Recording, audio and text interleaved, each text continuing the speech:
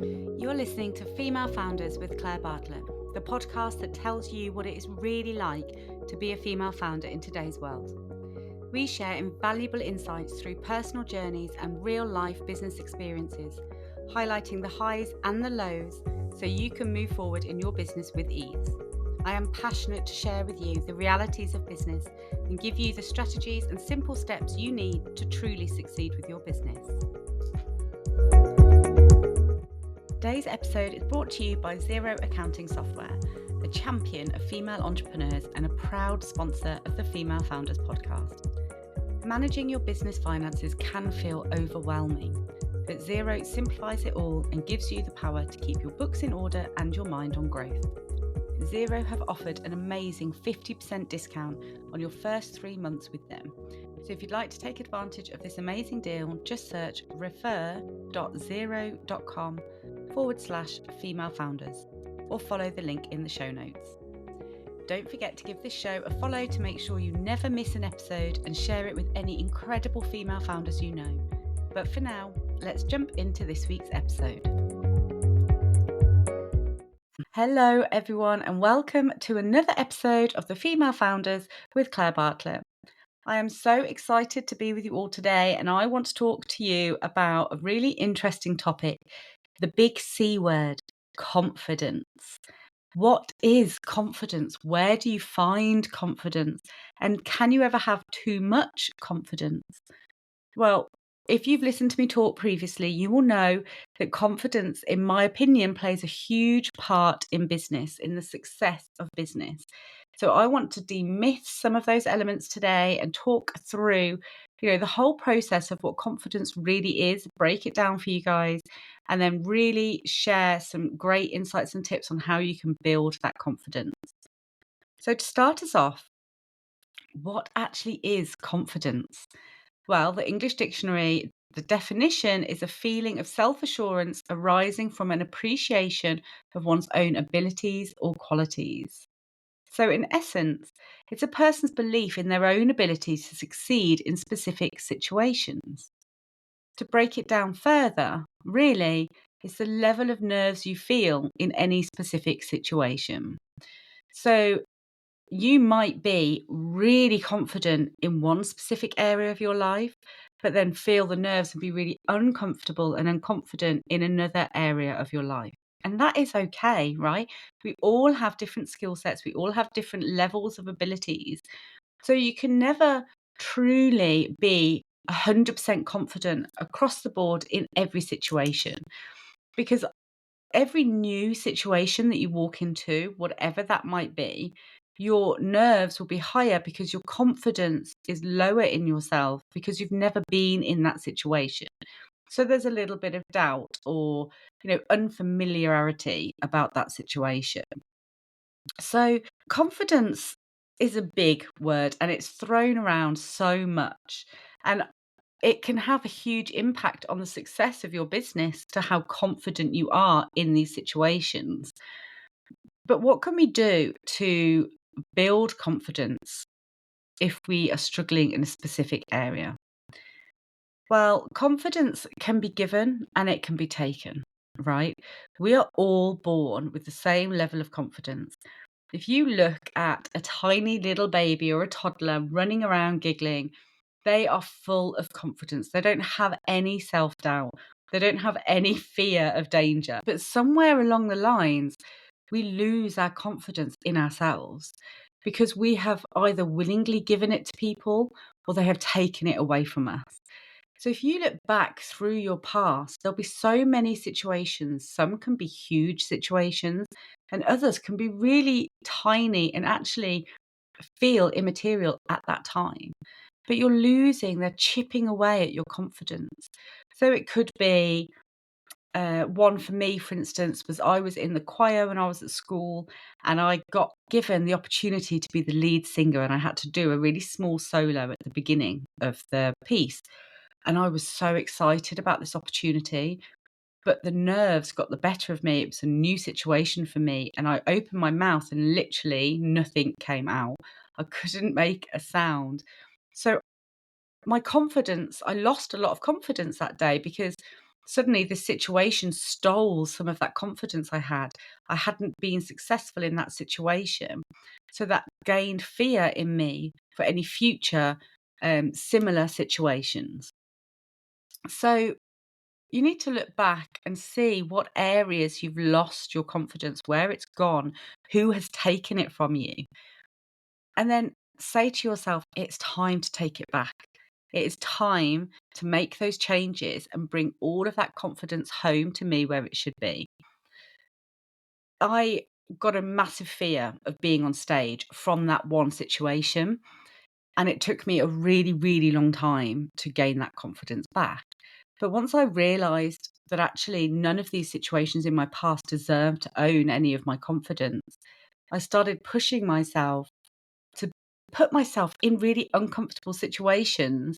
But every time I did one of those really, far from my comfort zone situations and got out the other side unscathed, my confidence grew a little bit. I reclaimed a little bit of confidence every time. Now I'm able to speak on stage in front of thousands of people. And of course, I still get, the butterflies and you get that adrenaline rush. But I know because I've done it so many times, I have the confidence that I will be okay.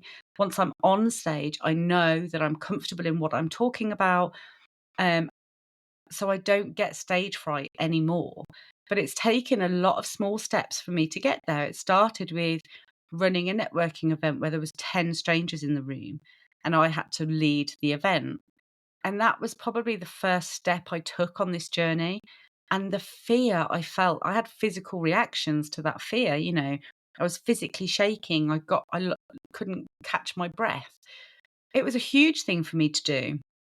But I knew it was the only way that I was going to succeed and grow my confidence in this area was to push myself into slightly uncomfortable situations that got bigger and bigger and bigger. But every time I did it, I reclaimed some of that confidence in that skill set. And this is really how we have to look at a situation.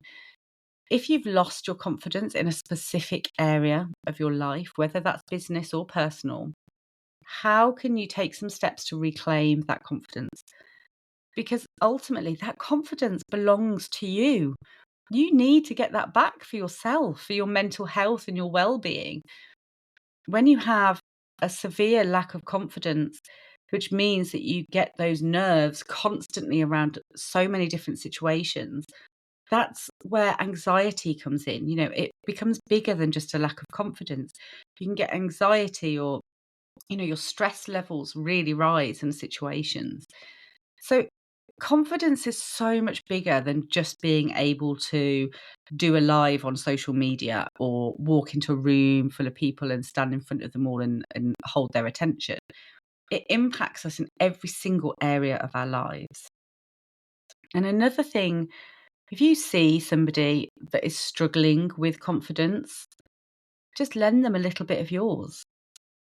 Just offer them a compliment, you know, help them see that what they're about to do, they can achieve it.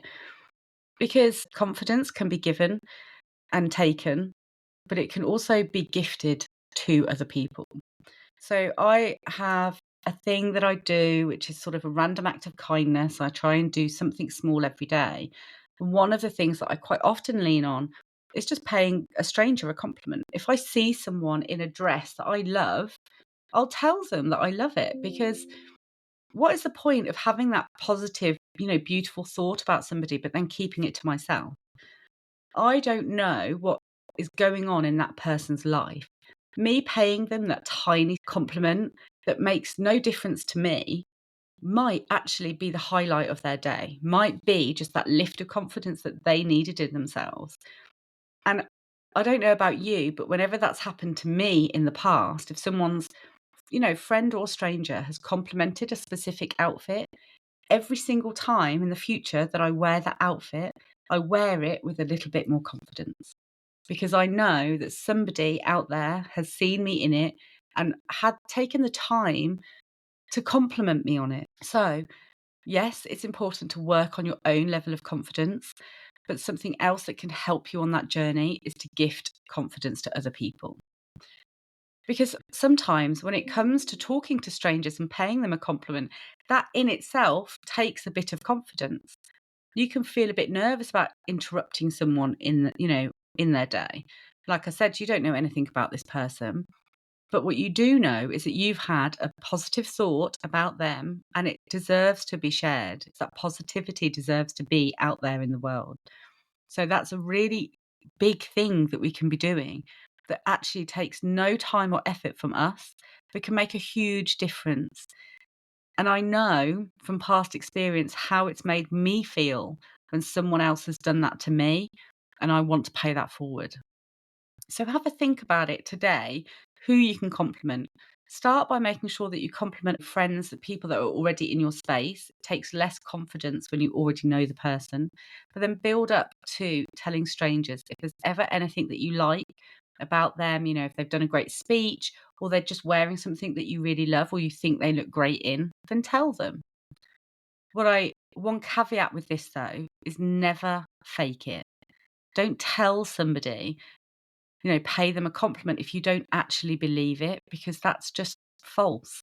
It's not landing correctly, and actually, it's only going to damage your self belief and your self worth.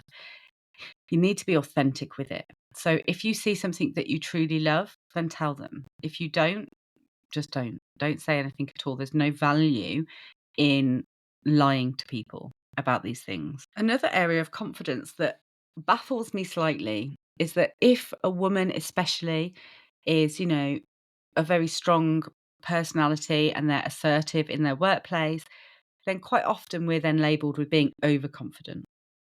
Well, I don't really know how you can be overconfident. Men surely are very, very rarely called overconfident in any situation.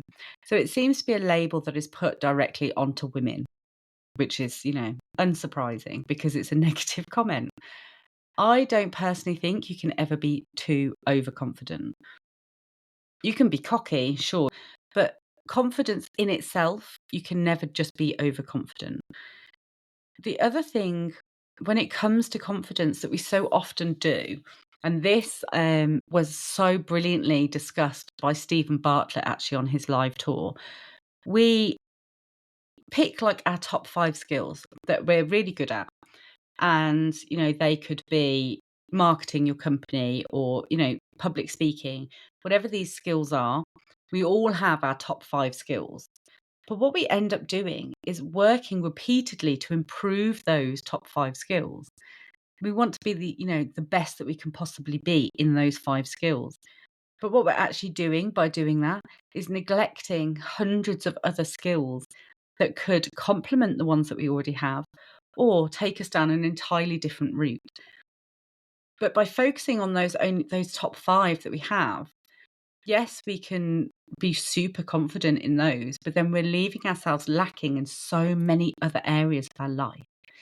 So what I want you to do is take a note, have a real think. What are my top 5 skills? Where do my skills mainly lie at the moment?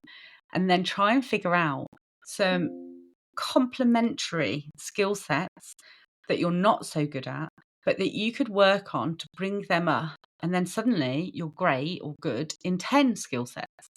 So don't focus purely on the areas that you're already good at because you're already good at them. It's a waste of your time. Spend that time then trying to bring other skills up to the same level. And then you're good at loads of different things. So let's look at marketing, for instance. If you are really good at creating content for your social media, lots of other people struggle with it, but for some reason you find it really easy and you can knock out content like no one's business. Brilliant. There's no benefit to you to then go on repeated, new courses about content creation or social media because you already have that down. But what would benefit you is learning about new alternative routes of social media. So potentially, at the moment you're great at just doing static images. So maybe some courses about how you can bring reels or, video content into there, or looking at new platforms. So you've always done Instagram, you're great at Instagram. Brilliant. What other platforms can you then bring in and learn about to help you spread the word quicker about your business and strengthen that marketing area of your knowledge and skills. There's so many different skills out there. When you break it down, they all have overarching. Marketing is a skill set. But there are so many different little areas of skills under marketing that you could work on. You might be really strong in one of them, but if there's two or three others that you can bring up, suddenly you're excelling at marketing as a whole.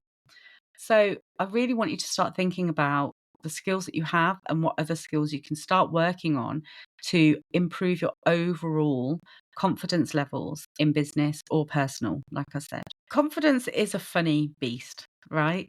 And you can fake confidence. So people look at me because I am easily ready to, I'll go on, do a video, I'll do a live, I'll speak on stage, I guest on podcasts, and they think I have sort of uber confidence in every situation. And they look at me and they think, God, I could never have that confidence that Claire has. I'm telling you now, I'm debunking the myth that I have unlimited confidence, because I don't. I really truly believe that nobody does. For me, what I do have confidence in, however, is that I know I've put myself in so many uncomfortable situations now and pushed myself so many times that I am confident in whatever that situation is. I know it will be okay at the end. And that's the confidence that enables me to put myself in more and more, uncomfortable situations. That confidence can only be learned with repeatedly pushing yourself and challenging yourself. And that's what I've done for the last sort of, I don't know, 5 years, I suppose, 10 years I've been in business, is constantly pushed myself. If I've been offered an opportunity, I just say yes to it, and then I figure it out afterwards. And that has been the most powerful tool that I've had in my toolbox to accelerate my career and my brand and my businesses. So confidence, you don't have to have it all to succeed. Actually, just doing the things in the first instance can give you the confidence to then carry on. So the first public speaking opportunity I was ever given was at Karen Brady's event in London, and I was absolutely terrified. This was a standing on stage, full on giving a presentation to an audience. There was Sarah Davies speaking at this event.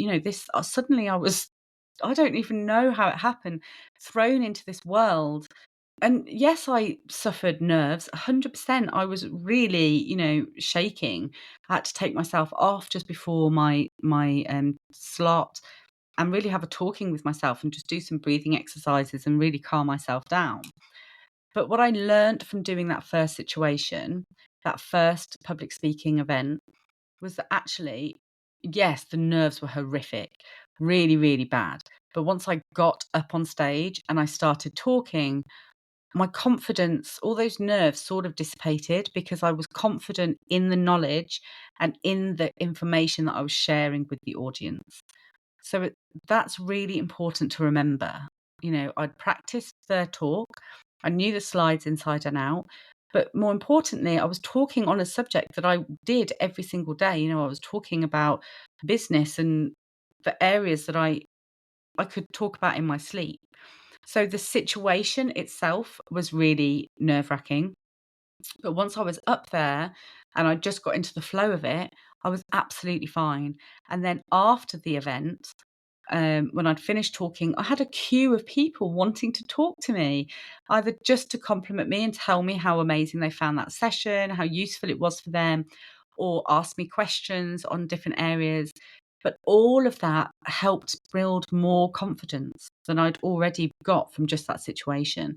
So with the questions they were asking, the fact that I could instantly relate and answer to them and help them more, and lots of people telling me, how helpful the session was, really gave me more confidence, and was like, yes, look what I've just achieved. I know I can push myself now to the next levels, to bigger audiences, to bigger stages. And that's what I've done for the last 2 years. But if I hadn't said yes, ignored the fear and done it anyway in that very first instance, I could be sitting here in front of you today, still never moving anywhere, on this journey of mine. So the first time you do anything new, You won't have the level of confidence that you need to not feel fear because it's a brand new situation. You always will feel nerves and fear in the beginning of any new journey. But what you need to remember is that as long as you practice and you are confident in the knowledge that you are sharing or whatever it is that you are doing, there's areas that you can work on to solidify as much confidence in yourself in that tiny part. Once you've got that down, then you just have to face the fear and do it anyway, and know that at the end of it, it will be worth it, and you will feel less fear the next time you do something. So, this is something I talk about a lot, which is your comfort zone. The comfort zone is a lovely place, okay? It's warm and it's cuddly and cozy, and we have no fear. We're never pushing our boundaries. You know, there's our routine is in there. It's a brilliant place. But actually, it's really holding you back. It is hindering any levels of future development and success for yourself or your brand. It's not a great place to hang out. But if you suddenly wanted to leap from your comfort zone to speaking in front of thousands of people, that is way too big a jump for anybody to make. Okay. It's not possible. And it's so overwhelming. The thought of it would end up making you just curl up in that comfort zone and never wanting to leave. But what you can do is take tiny little steps out of that comfort zone that push the boundaries. They're stretching that boundary, stretching you. You will be uncomfortable in these situations. But every tiny step you take forward is pushing you closer and closer to that end goal. But they're that small, you don't even really notice them. Do a 60-second pitch at a networking event, run a webinar or a networking event, or do some cold calls, direct message people that you've never spoken to in person, but you think would be a great connection or collaboration for you. Do that first live on social media. There's so many things that feel, yes, uncomfortable and slightly scary, but are not too big that just feel completely overwhelming. Do those tiny steps, but do them repeatedly, every time pushing yourself a little bit further and further. And with every single one that you succeed at, your confidence grows. It's a beautiful thing. And as the confidence grows in yourself, suddenly you're taking slightly bigger and slightly bigger steps until you are striding forward towards that goal. We all have the ability to have confidence in ourselves. It's just about making us move towards it. And I know in the beginning that this can feel quite scary and daunting, but by pushing yourselves, you're on a beautiful journey towards really strengthening that confidence in yourself, because we all deserve to have a strong belief in our own abilities, right? We all deserve to have that. Something that can really help with that in the beginning of this journey as well is affirmations and gratitude journals, or just journaling in general. Affirmations can be a really great one because you can just repeatedly tell yourselves quite simple things like, I can do this. I believe in myself. I am worthy of success. I believe in my abilities in public speaking or whatever skill it is that you're working on. But by telling yourself that, looking yourself in the eye in the mirror and repeatedly telling yourself these things, they start to sink in, okay? And they start to help you with that confidence. Gratitude journals is a brilliant one because it just changes your whole mindset. Journaling in general can be a great one because I don't know about you, but when I put a pen to paper, I can just it's almost like my hand or my mind just takes over, and suddenly I've written 3 pages of, thoughts and feelings, but it's like I've done it on autopilot, and then I read it back and I think it's like holding a mirror up to myself and showing me my true feelings around a subject. If I'm really in turmoil about something, I've really, really had something to think over, journaling is the best way of doing it. And it can really help you on your confidence journey too, because if you are really struggling with confidence in a certain area and you can't really figure out why you have such a lack of confidence in this specific area, journal about it. Ask yourself that question and then just let the pen flow. because it will be somewhere in their subconscious, a reason, like my reason where I stood on stage and I couldn't get a word out. That was my reason why I was lacking confidence so much in speaking publicly in front of people. Once I had established the reason, you know, you can almost laugh at it. As an adult now, looking at that, I think I was about 7 or 8. I just want to hug that little girl and say, God love you. It will be okay. Yes, this was too much for you at this point in your life, but you will be stronger for it in the future. Oh, yeah. You've just got to forgive yourself, forgive the situation, give yourself a hug and tell yourself that was in the past. I was so little then. And now I know I have the ability inside me to push past that. But journaling is what I can help you see what it is that's holding you back, where that block comes from, and then work through it. And, tell yourself, see it for what it truly is now as a grown up, see that situation for what it truly was. I don't think there's any stronger way of moving past those blocks, those limitations that we put on ourselves, because they become so ingrained, right? That it's in your subconscious. So actually, we don't even really know ourselves anymore why we have a lack of confidence in specific areas. We just always have. And then we blame it on our personality. Well, no, we're just not a confident person, or we suffer from anxiety, or I could never do that. That's just not part of who I am. But I'll just take you back to the thought, we were all born with the same level of confidence. It's just that some of us have lost more along the way than others. And it's time to reclaim that confidence. It's time to figure out where it was lost and bring it home. Because you have the ability to be so confident in any area of your life that you want to be, but you just have to work towards it. You just have to take those tiny steps, figuring out where you lost it and then start bringing it home step by step by step. Because remember, confidence is the feeling of self-assurance arising from an appreciation of your own abilities or qualities. It's all down to you, right? You have to believe that you can succeed in whatever it is that you're looking for. Because I 100% believe in you all. I believe that we can all succeed to the level that we dream, but we just have to believe it ourselves, and you just have to take that step by step to get there. So work out those top 5 skills that you have, and then work out the skills that you can bring up and you can work on to strengthen the confidence you have in overall areas. And just start planning, what little steps can I take today or this week towards the bigger goal that I have. And I will see you all next week. Have a great week. I hope you've enjoyed today's episode, which was brought to you by Xero Accounting Software, a champion of female entrepreneurs and a proud sponsor of the Female Founders podcast. If you're running a small business and you're dreaming big, then Xero is here to help make those dreams a reality. Xero is all about supporting women like you, who are not just running businesses, but are also changing the game. So whether you're just starting out or you're scaling up, join a global community of female founders who trust Xero to manage their finances efficiently. Just visit refer.xero.com/female founders to learn more. But for now, don't forget to hit that subscribe button and share this episode with all the incredible female founders you know. And together, let's change what it means to be a female founder in today's world.